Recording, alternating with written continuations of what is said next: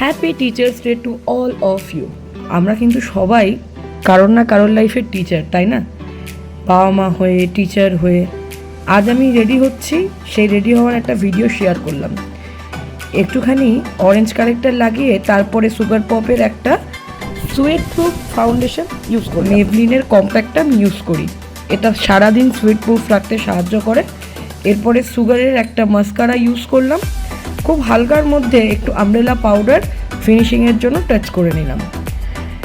এছাড়া আমাদের বাঙালিদের সাজ কিন্তু কাজল ছাড়া পুরো অসম্পূর্ণ।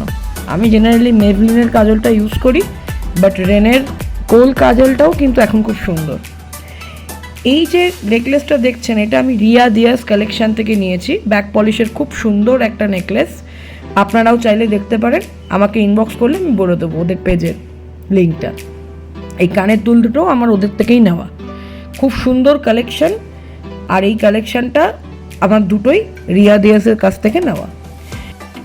মেভলিনের এই লিপস্টিকটা দিয়ে কমপ্লিট করার পর আমি একটু মেকআপ ফিক্সার দিয়ে পুরো মেকআপটাকে ফিক্স করে নিলাম, কারণ এই রেনের মেকআপ ফিক্সারটা 24 ঘন্টা আমার এই মেকআপটাকে স্টে করতে সাহায্য করে। মেকআপ কমপ্লিট হয়ে যাওয়ার পরে চুল টুল আছে যখন রেডি হয়ে নিলাম, এখনও মনের মধ্যে যে কোনো ব্লগ আপলোড করতে গেলেই কিন্তু আমার আরজি করের ঘটনাটা মনের মধ্যে থেকেই যায়। আমরা এখনও সব কাজের মধ্যে সারাদিনে একবার মনে পড়ে যায় আমাদের তিলোত্তমা কিন্তু এখনও বিচার পাইনি। আমাদের কিন্তু এটা ভুলে গেলে চলবে না।